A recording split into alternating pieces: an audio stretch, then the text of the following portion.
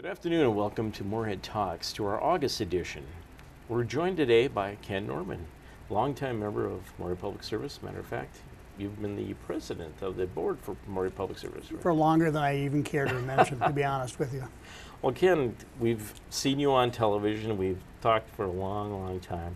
And as this show we talked about briefly is about just getting some of the basic information about Moorhead Public Service and other Moorhead entities out there. So, for the sake of everybody who hasn't heard this before, what is Moorhead Public Service? What do you do? And okay, well, Moorhead Public Service has a very simple charge. All we do is take care of electricity and water for the city of Moorhead. That's all you really got to know. I mean, we provide all of the electricity within our confines, as well as all of the potable water that goes out to both commercial customers and residential customers. Now that's a lot of work, though. It's an amazing amount of infrastructure that people don't realize that is underground and overhead with overhead wires, and it's a very, very complex aspect of what it is that the city provides its residents. Sure. Now you're also expanded, obviously, to places like Oakport and other areas now that we've... Several years ago, Oakport Township was experiencing some very drastic issues with regard to their potable water, as well as raw sewage actually floating in some people's backyards. Ooh. So they came to the city and we worked out an arrangement under which they would eventually be annexed into the city, in exchange for which Moorhead Public Service is giving water, or was giving water. And then worked out an arrangement whereby once they were annexed, we would also take over the electric service for Oakport Township, which is happening now. Sure. Now, for people that don't understand what goes into it, I mean, just the electrical infrastructure, they see the windmills up north. That's obviously not our only source, but is another alternative energy source that we're working towards. Those are a couple of we actually have two alternate sources. We have the windmills, as you mentioned. Right. We also have a solar array that is very close to it. We are one of the first cities in the country to actually have its own windmills, and we've been very proud of that.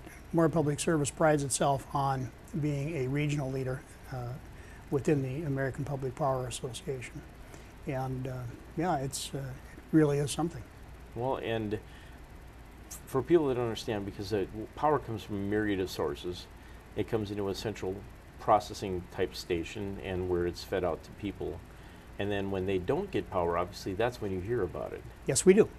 But at the same time, people in Moorhead, I think, can be relatively proud of the level of service that we get. If you compare us, for example, to our friends in the West who have a lot of outages, we can actually say that our service is as close to 5 nines of service as you can get, which is 99.99999%. And there are very few utilities that can say that. We get our power from WAPA.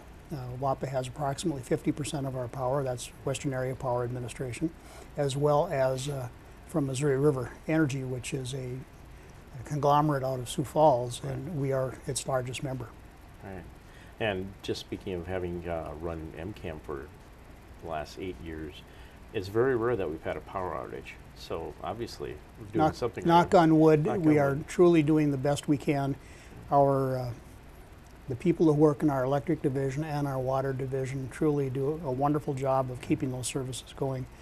One of my favorite pictures during the period of time that I've been on board, which is over 29 years now, is of several of our line workers during the flood in a canoe in back of Dr. Rob Campbell's house in South Moorhead during a flood situation, holding up an electrical line and keeping it out of the water. And that just shows you the level of dedication that we've had with our employees for many, many years. That's amazing. That's obviously something you... It's nothing that I would do. No. Now with, obviously water is the other big issue, and for people that don't understand, for Fargo, Moorhead, the surrounding community that's been around for well over 100 years, some of those water lines are very old, and sewer lines. So it's been an ongoing process to replace and correct and fix, and obviously that's got to be a major headache, especially wintertime. It is a very expensive process. We have had a program for many years under which we undertake to repair and replace underground lines. And of course, those lines that we are embarking on replacing would take us all the way to Fergus Falls and beyond in terms of how long those lines are. And so we can only replace so many of them in a given year. But we have been doing that for many years, and which is, quite frankly, one of the infrastructure problems that faces virtually any municipal utility across the country.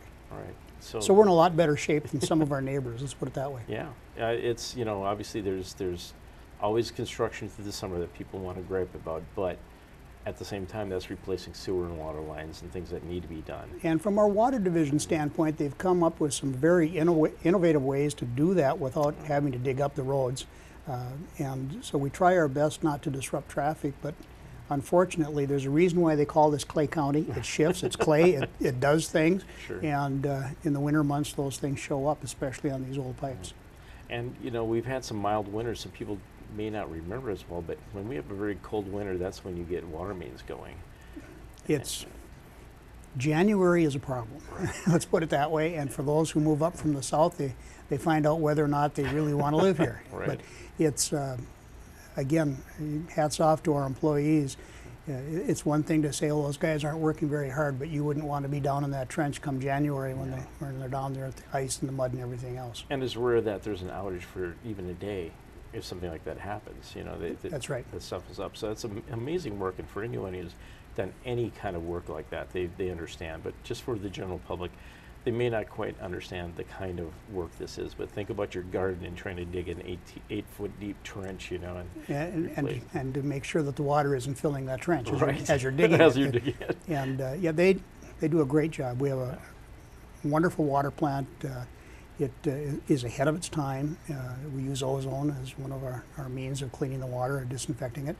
And we really do have some of the best tasting water that Minnesota has to offer. It's gotten awards. We've had several of them. And there again, it's a staff that truly watches what they're doing on a minute-by-minute basis. Well, and for anyone who's lived in other sections of our community here on the other side of the river, West Fargo shifted to Fargo water because their water was the exact opposite of that. It was terrible, and hopefully they're going to get a better grade of water.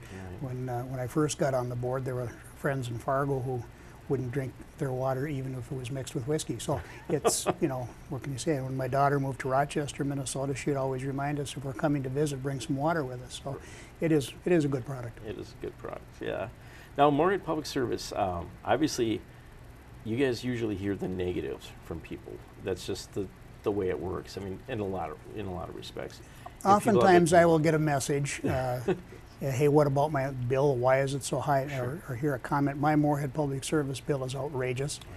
Right. And people have to keep in mind that we are only responsible for the water portion of the bill and the electric portion of the bill. Right. A lot of those other charges that show up on there have been instituted by the city, and so we act as a collection agency for them. Right. And we take the heat. But it's amazing when I've had those complaints, I normally will call back and talk to people and then refer them to staff, but at the same time talk to them about their issues, and people are very understanding when you talk it through. Sure. Well, and for some of those issues, just for people in general who might be watching us right now, what are some of the main complaints and or issues that you could go through? That huge water related issues where I can't believe I'm using this much water. Right. And normally the staff, as they're reading meters, will say, you know, there's an anomaly here. There's something that doesn't look quite right, and they'll contact customers if there's a big problem. A lot of times those problems are caused by what we would consider as minuscule problems, like having a flapper in a toilet that is just a little bit loose and the water runs and it runs and it runs, and you know, that causes a problem. You're talking gallons per minute sometimes. Or gallons per minute, and the funny thing about water meters is they normally don't. If you have a wrong reading, it's not normally to the benefit of Moorhead Public Service. It normally slows down, so it's to the benefit of the customers. If you really do get a complaint, there's usually a big problem. Sure. So, you know, that's obviously one way to look at it is keep an eye on those sorts of things. People take these things for granted often, and that's when they're surprised, I would suspect. Summer months, obviously electrical rates, or not rates, but usage goes way up, just like in the winter, the heat goes way up. And that's another option where people might leave their air conditioner on during the day when they're not even home. Or they have it set down at 70 degrees or whatever, Right. and you know, there are interruptible services that they can use that will reduce some of the impact of those rates. So people should take advantage and look on our website and see what's available. Well, and that's another thing is that I know MPS has been, because we've assisted with some of this, doing videos for, you know, kids in college and high school, doing a competition every year on saving energy and energy conservation, some of those issues. And it's one of those things that we talk about a lot, but not everybody follows through. Unless their particular ox is gored, they really think everything, as the lights come on, if I can get a drink of water, everything's just fine. Sure. And when you mention those, the young people in our scholarship programs, that's probably the best thing that we get to do as a public utility, and that's to see these young people put those things together. And I know you've seen the videos, and you know, they've done some pretty good stuff. They've done some really good stuff. And the one thing I'd like to mention too is that we see several of them, but there could be a lot more. We could Yes, see a there lot more could. participation, and it's a great scholarship. They're getting hundreds of dollars of a scholarship. $500 to $1,000, and we don't get much participation in that. I don't know who to blame. We like to have everybody know about it.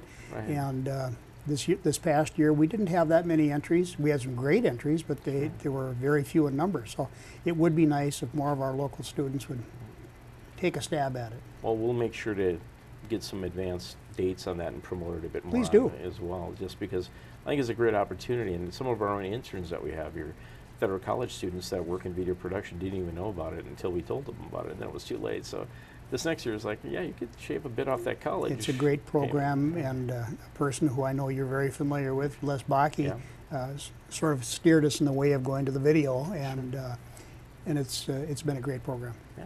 Well, and again, it's one of those things that people in general, just consumers in general, need to start looking and paying attention to this stuff. It's kind of like when they don't look at their car and they don't change the oil and suddenly something breaks, then they wonder why. There's that. Of course, we also have rebates available that Sure. people don't necessarily take advantage of, that Right. for Energy Star products and things of that nature. So Sure. there are things that they can do to reduce their energy consumption and their usage. Yeah, and you know, put a little money back in their pocket at the same time. That's the main idea. Now, out of MPS, some of the other things you hear about, obviously, it would usually be service or bill related. Mhm. What are some of the major, other than like what we just talked about, misconceptions would you think there'd be out there that you hear about? Well, the billing is by far the largest one that we have any issues with. I don't know if there's misconceptions necessarily, but at the same time, people should be more familiar with what it is that we do, and Right. they should be more familiar with what we have as services. And we have ancillary services up there that they can use for energy reduction and all sorts of things, that they should avail themselves of those various programs. Right, and you know, they'll spend a lot of time looking for somebody to purchase on the internet, on Amazon or something, but they won't necessarily look at Well, savings. Amazon is trying to take over the world. That's so true. That's true. It'll be Amazon Energy at some Exactly. point. They're doing food right now, from what I understand. Yeah, So let's see. food and virtually everything else. Actually, everything. Well, in Moorhead, we have a great system, and is it more beneficial to be in a community this size, where we can manage it a little more effectively than, say, like a much larger community where you'd have to deal with? I think we're one of the larger municipal utilities in this area, at least. The good thing about that, and the thing that people should keep in mind, is they actually own that utility. The residents of Moorhead own the utility. And from that standpoint, I think we're probably very responsive to their needs, very responsive to their questions, and we try to be innovative in terms of the way in which we provide our products. Well, and that's, again, if people didn't understand that, that's a big difference from utilities in other parts of our region that you're... That's exactly hang on true. And to. one of the biggest expenses for Moorhead Public Service is the amount of money that we actually transfer to the city of Moorhead. Right. Now, let's face it, from a political standpoint, that causes turmoil between us and the city council. But Sure. at the same time, we are a major funding vehicle for all of the other services that the city is able to provide to its citizens. And so that transfer is a necessary evil in terms of our operations, but it's something we try to manage. Right. Now, with, you know, that's obviously something that comes up every year with the budget. Yes, it does. We've observed that for many years. And as always, like you said, it can be a contentious issue with that. What do you see as kind of a nice median spot to be in with that? Well, right now, because of the work that's been done by a couple of our commissioners and a couple of city council people, we have been able to work out a long-term agreement with the city of Moorhead. So both of us can actually predict approximately what that transfer is going to be, so that we can set our rates, they set their taxes. And over the last couple of years, it's really not been a contentious issue because everybody knows what the number is going to be. We plan accordingly. And so from that standpoint, it's worked very well. Sounds like the way everything should be done. If more people would sit down and talk through issues, there'd be less turmoil in Washington and less work for me and my regular All job. the way around, yeah. So what are you looking forward to? You're coming up on the end of a long-term tenure here with MPS. It's been a great ride. It's been a lot of fun. And going back to the whole premise of why I've been there and why I've been there as long as I have, my first boss when I came to Fargo-Moorhead asked me when I applied for the job, well, what are you going to do for my town? And I said, what are you talking about? I said, well, if you're going to work in this bank, which happened to be Merchants National in Fargo, now U.S. Bank, he said, if you're going to work here, you've got to put something back into the community. So that sort of instilled in me, in the back of my mind, the need to do something and give something back to the community I live in. And hopefully I've been able to do that. That's what's kept me there, and it's been a lot of fun. Well, that's fantastic. Ken, I got to thank you for 29 years. Well, I don't know if I still had hair when I started, but it was a long time ago. And we've had some very, very interesting things over those years. We've gone through droughts, we've gone through floods. We're now looking at working with the Diversion Authority because we have to move our lines that come in from West Fargo. There's always a challenge out there, always. What would you say is one of the things that sticks out in your mind, or one of the most memorable things in your tenure here? Boy, probably building the water plant many years ago. It is truly a great piece of equipment for us, and we should be very proud of it. But the interesting part of that was we built this multi-million-dollar plant to the east side of Moorhead, and virtually nobody came in to say, why are you doing this? It's costing us so much money. Really? And you know, people should become more involved and ask more questions. And of course, we've also been very instrumental in, from an environmental standpoint, protecting the aquifer to the east of us. The Buffalo Aquifer is a major source of water. Because of the work that we've done over the years, it's now been able to replenish itself. So it's at a very high level. And all of that is, because of the fact that we consider ourselves stewards as well. Right. Now, the aquifer, for people that don't know, Moorhead used to get this water through the well system. Yes, we did. We still do. Yep. Part of our water comes from the well system, but we made the choice to draw as much water out of the Red River as possible so that we could replenish the groundwater in the aquifer because it had dropped down. And so a lot of our water comes out of the Red. The bulk of it comes out of the Red. Right. So now we're at a nice point where everything's running fairly smoothly. Very smoothly. And have you accomplished everything that you'd like to have accomplished in this time? Well, that's there's always another challenge, Sure. and there's always something else going on.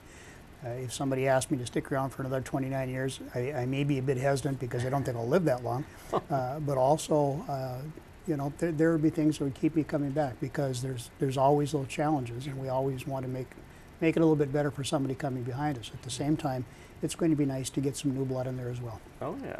Well, is there any particular thing that is on your wish list that we should be looking at the next 5-10 years? Obviously, because that's kind of long-range planning you have to look at with this. Actually, Moorhead Public Service plans 20 and 40 years into the future. So we are planning on where we get our electricity, how we buy our electricity. We are planning on long-term renovations to that water system that you mentioned. So from our standpoint, long-range planning is what we do. And in order to maintain and protect those infrastructure needs, we have to do that.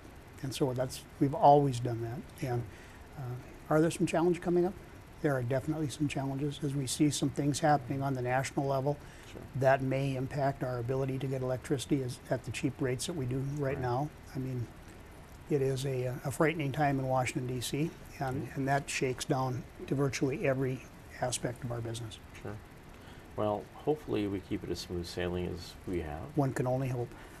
Well, Ken, thanks very much for your Thanks for having me. Yeah, thanks for coming to Moorhead Talks. It's great having you here and on the MPS board as well. It's been a lot of fun. All right. Well, thanks very much. You're welcome. We'll be back with more Moorhead Talks right after this. The Extra newspaper is the legal paper of record for Moorhead and legal newspaper for the state of Minnesota, also covering Clay County and Moorhead school legal notices. But the Extra is also the Moorhead community newspaper. Retired Judge Tom Davies is a featured columnist, along with columns by Nancy Edmonds Hansen and much more. The Extra is a free weekly publication available in the region. Pick your copy up each Thursday for local news, columnists, and events. Visit us online at thefmextra.com or find us on Facebook as The Extra Newspaper. And welcome back to Moorhead Talks. We're joined today by Carrie Winterstein, who's bringing over a long-time FM tradition to Moorhead. Hi, Carrie. Hi, Tony. So it's pretty neat news that Theater B is moving to Moorhead. moving to Moorhead. It is indeed. That is fantastic. Yeah. Well, how did that come about? Well, it was somewhat of a long road, probably longer than people are aware. We were in our space on Main Avenue for 10 years, but in year 8, we learned that our angels, Dave and Pia Shear, wanted to retire. And so we began looking at that point for another home. We knew that we would outgrow that building at some point, so we did some research, tried to decide whether we should buy it, determined that we shouldn't because of our growth, and then we began looking for a theater. We also brought in some consultants from a group down in the Twin Cities called Art Space.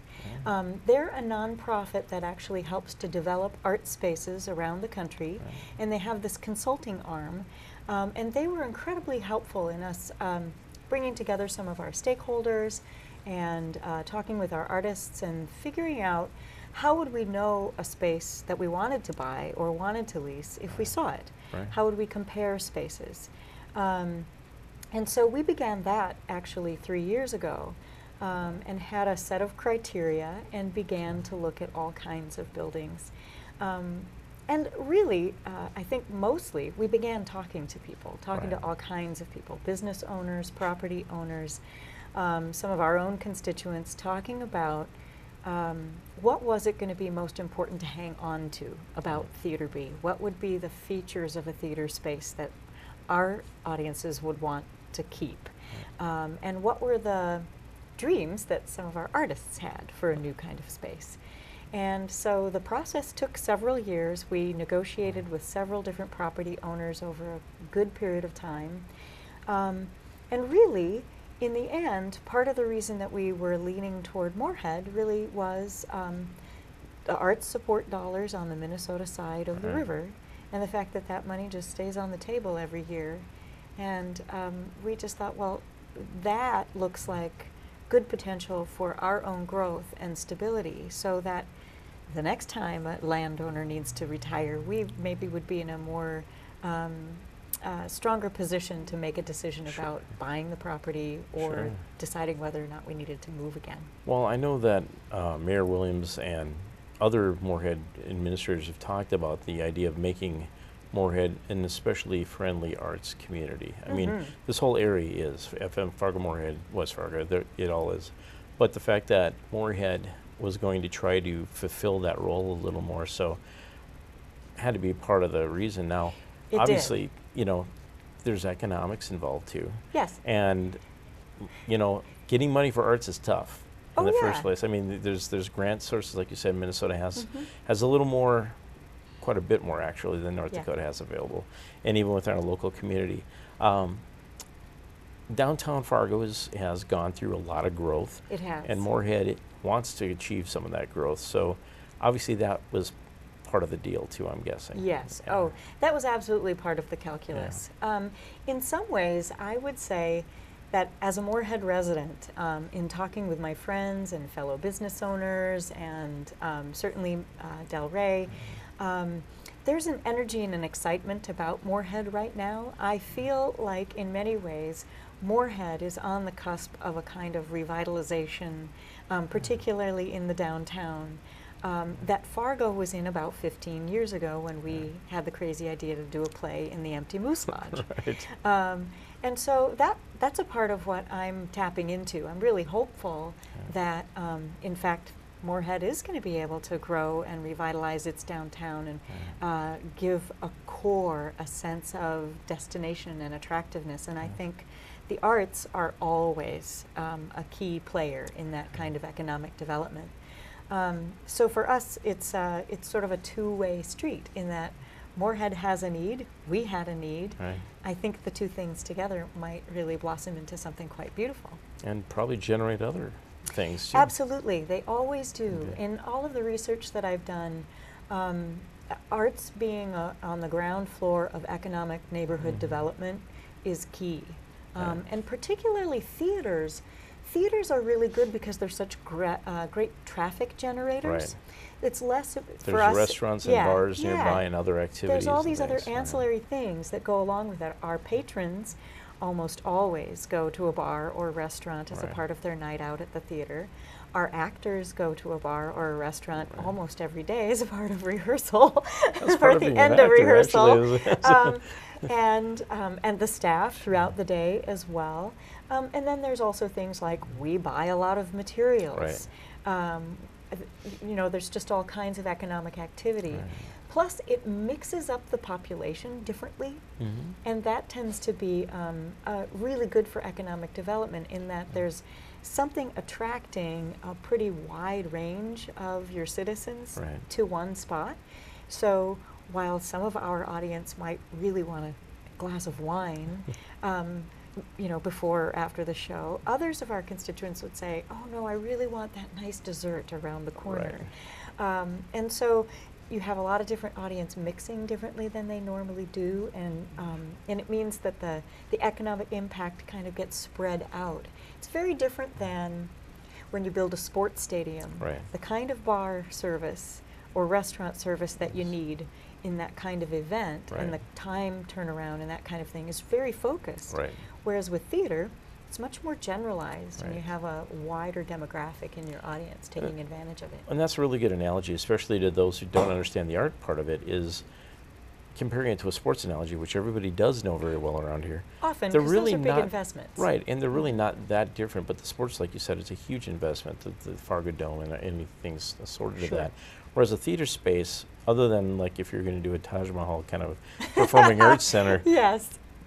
you can actually get by in a fairly lower cost, a decent cost for a theater space. Yeah. And like you said, the money stays local, which is one thing people always forget about that. It really does. Every play that's produced, you're buying tons of lumber and fabric and makeup and clothes and you know, raiding thrift stores and you know everything else. Everything. And it can add up. And Yeah. even on a low budget, still that adds up to quite a bit. Sure. So with you coming to Moorhead, well, first of all, where are you going to be in Moorhead? So we are going to be in the gymnasium of what was the Lincoln School Oh, in North Moorhead. nice. So I like to tell people to think about it as being between Ushers and Junkyard along 2nd Avenue. Sure. So it's not along 1st Avenue, the thoroughfare where you might see it as readily, but it's just a block off. And Now, does this have a proscenium stage already there? well, no. Because some of the old schools do, which would be really convenient if it had it. No, but the thing that's so perfect about this space for us, for Sure. Theater B, is we actually don't want a large proscenium Right. space. We really want to remain intimate in Right. terms of how we use More the of a space. thruster in the round kind of Yep, setup. exactly. And so this gymnasium is a 1960 gymnasium. Okay. It's just a big concrete block Yeah. room, 60 by 40, and 22-foot ceilings, no Nice. posts. Those things are really key Yeah. for suitability for theater Sure. performance.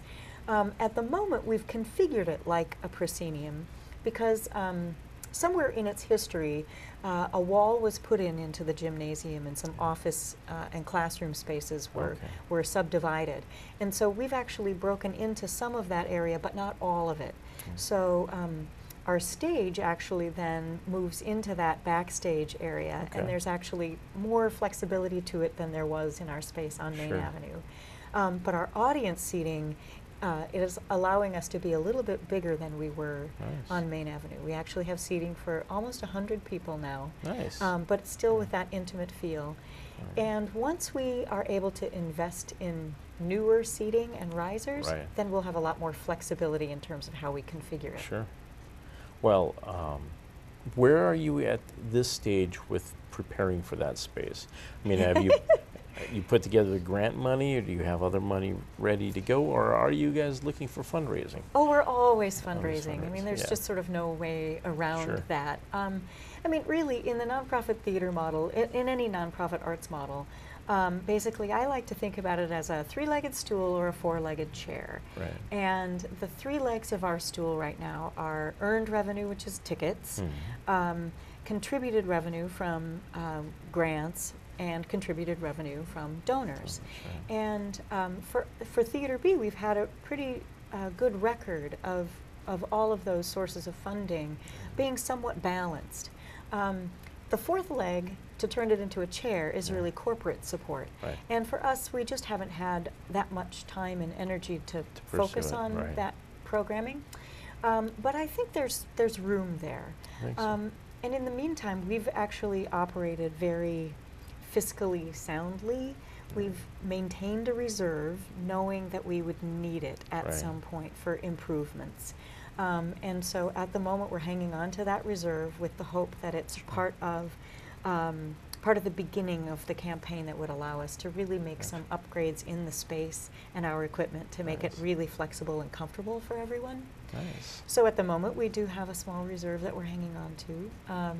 The construction has already begun. Oh.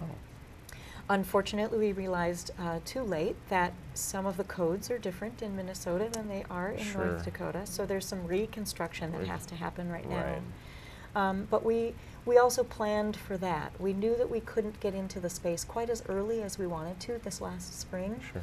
And so while some of the construction has happened during this summer, we also chose to move the start of our season back just a little bit, so we don't open our first show until October. Okay. And hopefully that'll give us the time we need to finish all of the construction of the space. What is the first show that's up? The first show is 1984 by George Orwell. Oh. And this adaptation is by an author named Michael Gene Sullivan in San Alright. Francisco. So a lot of We're interest in pretty that now. excited. Yes, there is. So. We don't normally do titles that are well known, Right. but we wanted to make sure that we started the season strong Right. and that people knew where we were and that they had a sense of the destination of coming to our new space and Sure. seeing something that is definitely very Theater B flavored, but is Sure. also a story they're somewhat familiar with, and Yeah. so they might be interested in how does it get adapted for the stage. Yeah, if you've never seen it on stage, it's an interesting show. I mean, It is. yeah. It's a hard one. Right. So- Wow. Well, Yeah. well, good luck with that. Very exciting. Well, let's go way back. Okay. To give us a little history on how Theater B got started. I mean, for a long time, I come out of, like we talked earlier, I come out of the FMCT background, Yeah. where I did years ago when I was a kid and teenager, and that was really the only theater around for a while for outside of the college productions. Then there was some independent theater for a while, but for a long time there wasn't anything, and then it kind of exploded a few years ago, and Theater B was really the big one out of that Yeah. came. So how did you guys start? Well, we got started, it's been 15 years, Right. which to me is amazing, that this community has really embraced what we wanted to do. But part of it was a recognition of what was missing in the Sure. community Yeah. and the ways in which our skill sets could fill that gap, fill that niche. So for us, it was really partly, I was working at NDSU in the theater department at the time. My husband is at Concordia. He still is. Yeah. And Lori Horvick was at NDSU with me, and her husband Scott was working in video production. And I met the Horvicks, and they became dear friends pretty immediately. Yeah. They're just about the same age we are. Their Yeah. daughter lands right between our children in age. And we all had come out of theater schools in the 80s and 90s at a period when regional theaters had grown to these enormous organizations, Right. and startups were sort of the next wave of what was happening Right. across the country. And we just felt like, well, if it's happened in these other places that we've lived, in Pittsburgh and Eugene and Chicago and even Lanesboro, Minnesota, if Right. it can happen there, it can happen here in Sure. Fargo-Moorhead. And so we kind of looked around and said, we've got the community theater doing classics, and we've got the college theaters doing a variety of things that are specifically teaching the students about the canon. Right. What wasn't getting done was new, cutting-edge, issue-driven work.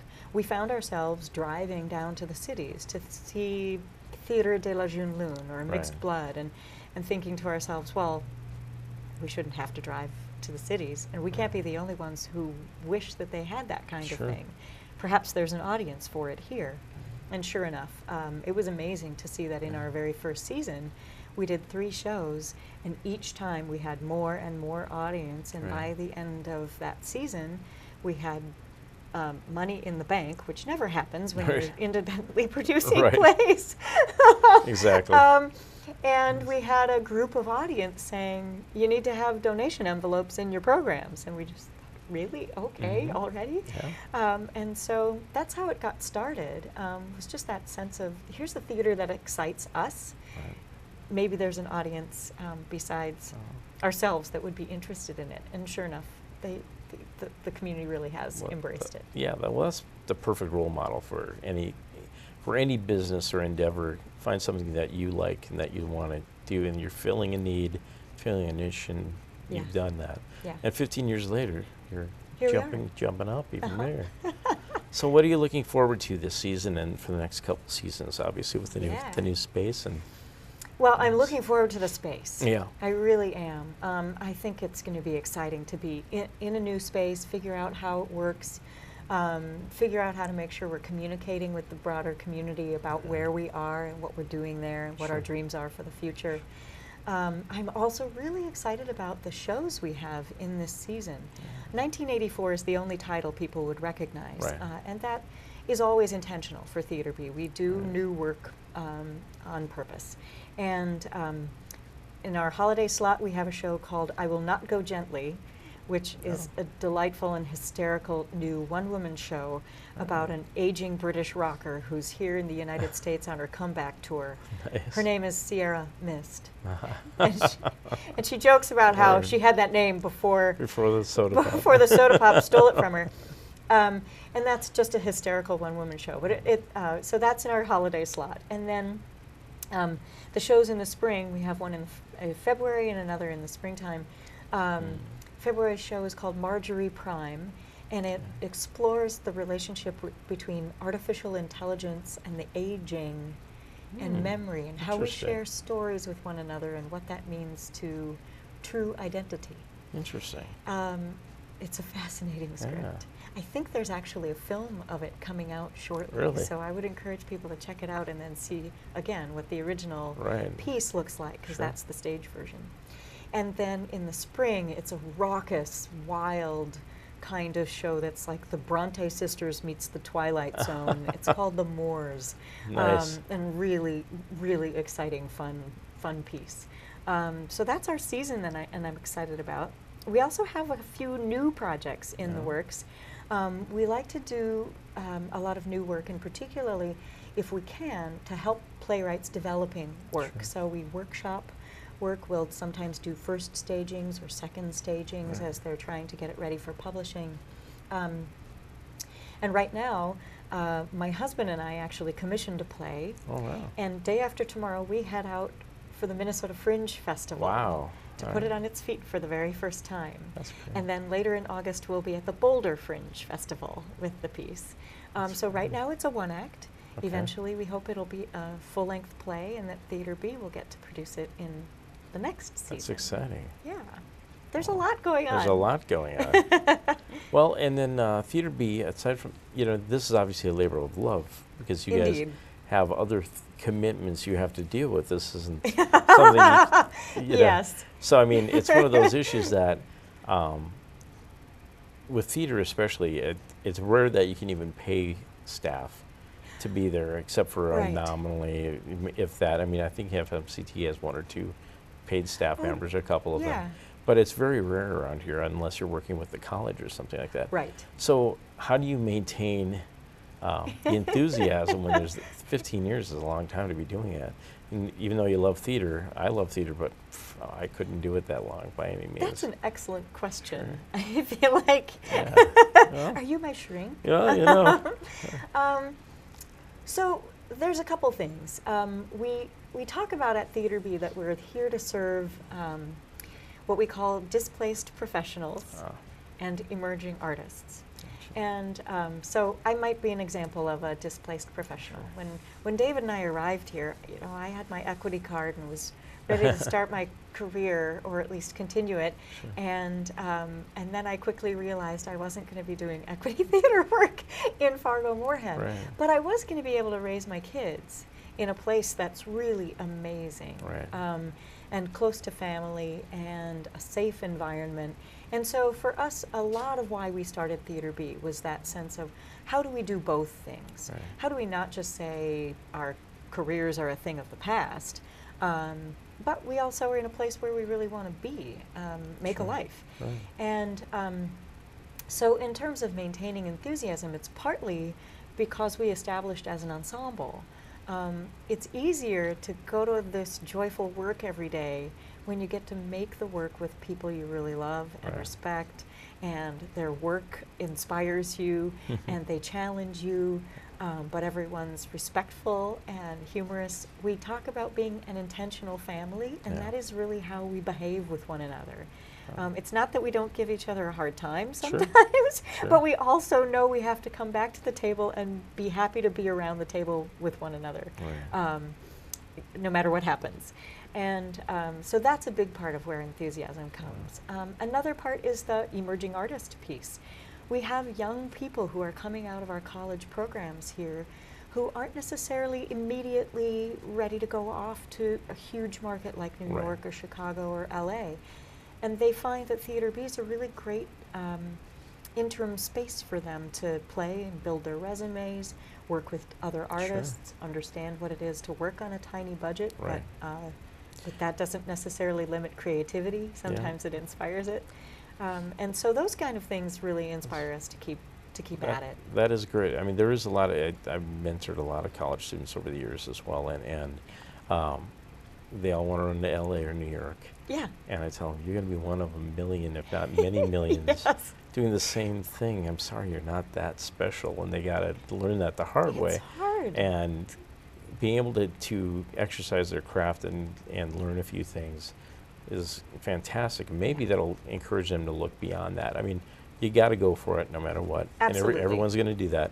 But at some point, when you realize you're 5 years in of being a professional waiter, Right.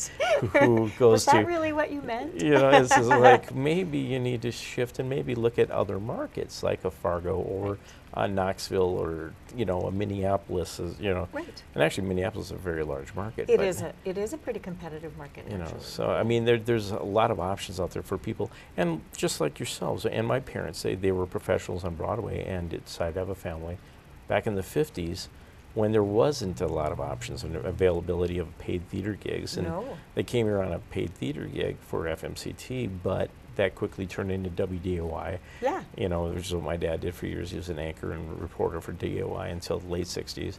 And then he went into the college scene after Yep. that with NDSU. So same thing with you and David, of Right. course, you know. Oh, yeah. It would be much harder for me to be at Theater B the number of hours and the Right. years of dedication that I have been if David didn't have the quote-unquote day job Right. that pays the mortgage. Yeah. But That's it's it. also been really, Theater B is the environment where the two of us get to make work together. Right. I can't be an eternal, bachelor's student at Concordia in Right. order to be directed by David. And I think he's an incredibly talented director, and I think other people in town would tell you that. Oh, that yeah. He's actually really fun to work with. Yeah. So having a space where we can do that together, and then this new venture with the Fringe Festival being something that we try now that our nest is empty. That's It's great. it's amazing that Theater B's been able to kind of allow us to have that Oh. foundation and that experience together. What are the dreams maybe to take this to Edinburgh for the big one? Possibly. That would be nice. Yeah, this is our first foray into the Fringe Festival circuit. Right. And we're really interested to see if we like it. Right. It's hard work. Mhm. Because you're not only performer, you're producer. Right. And it's not that we don't understand what's involved in that, we do. Right. But it's pretty intense, the amount of behind-the-scenes production work that has to be done. And then it's an original piece. Right. So there's all that work that has to be done, and it's very time-intensive. And you're not quite sure how the product's going to turn out. No audience has seen it yet, so we Right. don't know how audiences will respond. Right. But our hope is that our audiences will give us feedback, and we'll be able Mm-hmm. to take that to our playwright and have a pretty rich workshop opportunity over the next year and see where it goes. Our dream would be actually to continue doing Fringe Circuit, yes, to That'd go be to great. Edinburgh, yes, to go Yeah. across Canada. Did you know that the Fringe festivals in Canada are actually scheduled from East Coast to West Coast So over you the could summer? travel the whole thing. You do. I You can do didn't the know that. whole circuit. That would To be us, fun. that sounds kind of That sounds like great. a little bit of fun. Load up the station wagon or the SUV and just Exactly. go across. Just go. Take the No, that'd be- Subaru, that would be props in the great. back, head off. And then while you're at it, you're in Canada having a fun time. Exactly. That wouldn't and, be bad. and making good work, hopefully. Yeah. Well, and for people that don't understand what it takes to produce a play, I mean, because you and I talk about this sort of thing, but Yeah. to produce something, consider it's a business first of all. Absolutely. But it's a multi-dimensional business where you're not only you're creating something and you actually have to physically build things to put this together. Oh, yes. You have to hire people. You have to Yep. pay for things. You have to find that money to do all this, Mhm. and then you have to advertise it and promote it. Yes. It's an entire layered piece. So when people talk about the arts and they don't quite get it, Right. if you relay it to them in that respect, that's what I found that works best. To say, Right. okay, what business are you familiar with, and then you can correlate it pretty well to that. Right. So hopefully people understand and be a little more amenable to maybe getting a donation envelope and helping out a little Right. bit. Well, and to me, when people do talk about sort of the donations or grants, Sure. right, and that sort of contributed revenue and why the arts need a lot of that. Right. Generally, my answer is not that the arts need it, it's that the audience needs it.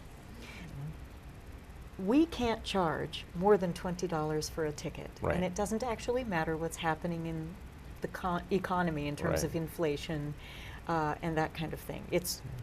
A ticket is $20 in this market. Right. Doesn't matter actually whether People it just costs me won't- $120 Right. per ticket to make the thing. Right. And so that's a part of what gets subsidized, is Sure. actually that we try to keep ticket prices low enough so that a broad section of the audience can attend. We Right. want any citizen to walk through the door, and not based on whether or not they can afford it. It's a very different model than Broadway, for Right. example. Yeah. That's a reflection. Broadway ticket prices are simply a reflection of what the market actually means. Right. When you And they're still produce heavily theater. subsidized by sponsors and corporate Absolutely, sponsors. And everything, too. absolutely. But the tickets are still hundreds of Hundreds dollars. of dollars, right. Whereas here, we can't charge hundreds of dollars. No. It still costs that to hire the actors Right, and the to put an event technicians and on. designers and all that paint and Sure. lumber and the space and When people, I've done quite a few events as well, and I know exactly what you're talking about. There is a price point for this area. Yep. That's just the facts of life. In Minneapolis, that price point is much higher. Mhm. But that's only because they're used to paying that Right. more. But Fargo Moorhead, and that's fine actually. I don't mind that. But the issue is coming up with the other money. Right. And I always put it back, and I'm saying like, well, okay, if you're a plumber, then would you work for $10 an hour? Right. Because that's essentially what you're asking Asking us to the do. artist to do. So it's like there's a certain, and then when they understand that kind of dollars and cents, Right. then they kind of get it. So hopefully people get it a little more, and it's not, because I've heard everyone hears, especially in the arts, you hear about this. You're always there with your hands out. And I said, well, we're actually asking for sponsorships to offset some of this, just like any Right. other event. Right. For that matter, businesses do the same thing with tax incentives. Well, and when I think about the kind of economic impact that the arts have, Right. it- It's the a generator. hands out It's a revenue generator. is for- really yeah. a completely, I think it's not an accurate Oh, I don't depiction think so at either. all. Right. There are studies that will show that for every dollar that's donated, the money generated back into the economy is anywhere between $7 and $14, Right. depending on the kind of artistic activity it is and Sure. where it's located and the other kinds of ancillary businesses that are benefiting or Just on the people short that end, are like employed. you mentioned, restaurants and things like Yeah. that. Ask any restaurant owner on the night that a play is on Right. what their business is like Mhm. and what their weekend would be like if they didn't have that, you know. And that's just one business. There's several others that are ancillary to that sort of thing. Yep. So, no, I mean, the arts obviously are important. Yeah. And the best thing people can do to support is to go to a show. To go. Yeah. And Yes. so, for that matter, Theater Bee has an excellent website.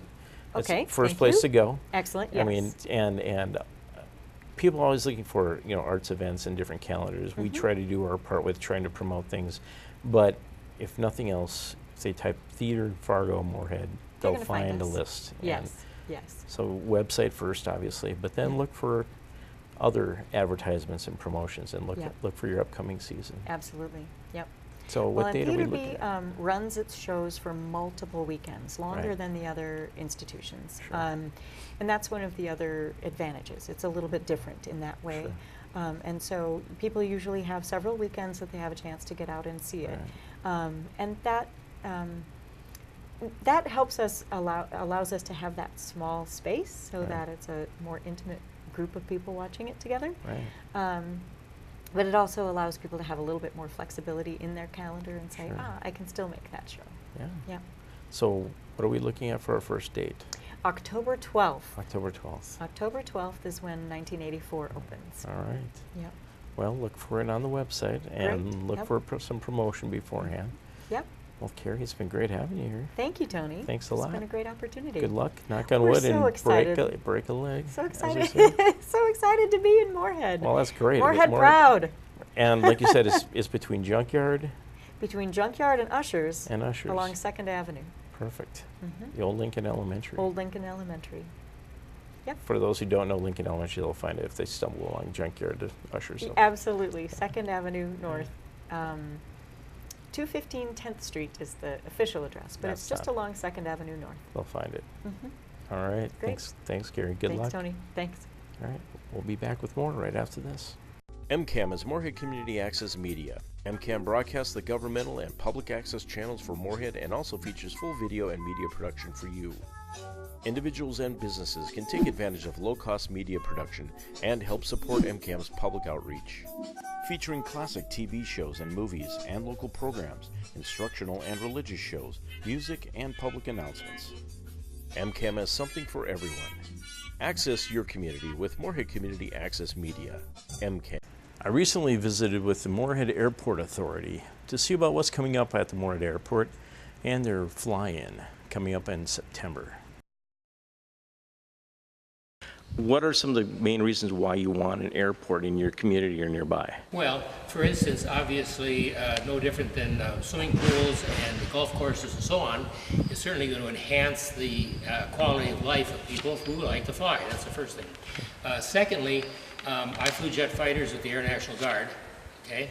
And I know what it's like to be trying to land at the Fargo Airport and have some small little airplane come right in the middle of our formation, right over NDSU. That was a significant emotional event for me, and that happened in the middle 1980s. That brings up the point that if you look at any town as it's growing, Minneapolis is no different. You don't land a small airplane at Minneapolis Airport. There are many outlying airports for general aviation.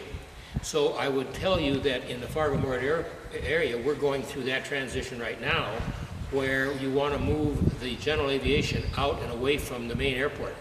And that's a significant safety feature. Sure.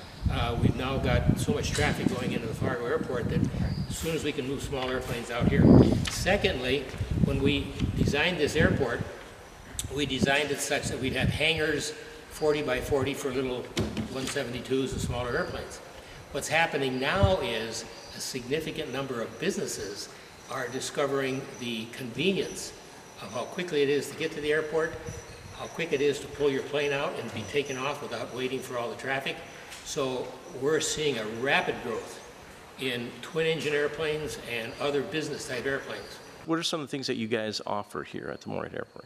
We offer aircraft maintenance, aircraft sales, avionics, flight instruction, aircraft rental, and heated and cold storage hangars. This is one of the best equipped avionics shops in the whole area, and you can get anything done here as far as avionics. Obviously, our maintenance side takes care of everything from recip engines to turbine engines to jets. We even have jets. We also have a flight simulator here on the field that pilots can use for instrument proficiency, so they can practice approaches into different airports and without having to actually fly it in their airplane. It seems like you guys have had a lot of growth the last couple of years. Yeah, especially since the first year when new management took over and improvements we've made. There is basically the new hangar down here was built this spring and is full already. So all the heated hangar is pretty well full right now, and the T hangar list there's about 10 on the waiting list right now. So Wow. we're hoping somebody will build more out here. Around here, you got Fargo, of course, they have an avionics shop. Heading west, it's Bismarck, and then Billings, Montana. Heading east, you got Park Rapids, Brainerd, and then Minneapolis, a few shops there. Heading north, you gotta go to Winnipeg, south, Sioux Falls. So it's very few places have it, so that's kind of a, it's more of a one-stop shop airport. You can get maintenance, avionics, we have nice facilities. So anything you can get at the Fargo Airport, you can get here for less cost. With your flight instruction, how do people, how would somebody go about getting flight lessons, learning to fly? Mostly what they do is they'll call and inquire that if we provide flight instruction out here or not, and go from there. And well, how large of an airport, I mean, how much can you service? You couldn't have like a jet of a certain size? Well, yeah, I mean, right now we're capable, and I do maintain what they call the light jets Oh, and the twin turboprops. okay. You know, the length of our runway right now kind of limits the larger jets to come in here.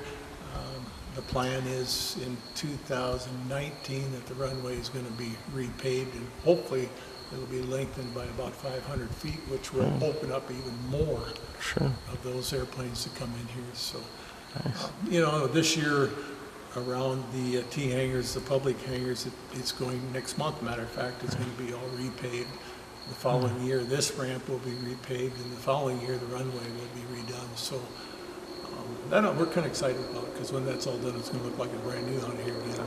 One of these days, we'd like to get a paint shop out here and become a true full-service airport, to where somebody goes, buys an airplane, and they want to upgrade it and make it their own personal machine, put their own fingerprints on it, fly it into here. We do everything: paint, interior, radios, maintenance, all of it, all done at one shop. The big thing that our niche over here is we can provide pretty much every service that is provided over in Fargo. Fargo definitely has their niche for the bigger stuff. We kind of are catering to the smaller airplanes. Obviously, we're less expensive over here than there, and convenient-wise is the big thing. You know, you can pull in here and fuel and be out of here in no time. Right. You can have friends coming in an airplane. You're able to drive out there to the airplane with your vehicle and unload and stuff. Oh, where true. You cannot do You that. can't do that in Fargo, at right? Fargo Airport. So there's a lot of conveniences over here. You know, we're actually, a lot of our customers tell us that it's quicker to get into town from here than it is from Vector, so they prefer to come over here. So You've got a big event coming up to introduce people to the Moorhead Airport if they haven't been. So what's the fly-in coming up? So. Okay, the fly-in is on September 9th. It's I don't know how many we've had now. We've had a number of fly-ins, but they've been growing exponentially over the last few years with the interest. Last year we had cars parked all the way out practically to the freeway as people are coming into the airport. And first off, it is a fly-in breakfast, we call it, and so the EAA chapter puts on a big pancake feed here for anybody that's here. This whole room is full of tables and chairs, and so that's always a good time. There'll be lots of airplanes coming in from around the country for pancakes and just to see. They'll be all parked out here. We have different things going on. For the kids, we'll have some control line model airplanes flying. Oh, nice. Hopefully we would get a helicopter from Sanford if it's not busy. Maybe some skydivers if we can get them to come in, which we have in the past. A major attraction that weekend is that we call it Wings and Wheels, because we get the Valley Vintage Car Club in Fargo. Nice. who brings out in the vicinity of maybe 50 cars, and they come out for breakfast because the car guys like to see what's going on in airplanes, Sure. and the airplane people like to see what's going on in cars. A lot of them cross over, whatever I your guess. interest, it's a fun day. Sure. Well, thank you for joining us for this month's Moorhead Talks. Look for us again in early September as we preview some of the school issues coming up and talking with another Moorhead civic leader. I'm Tony Tilton for MCAM with Tim DeForge and Eric Falde. Thank you very much.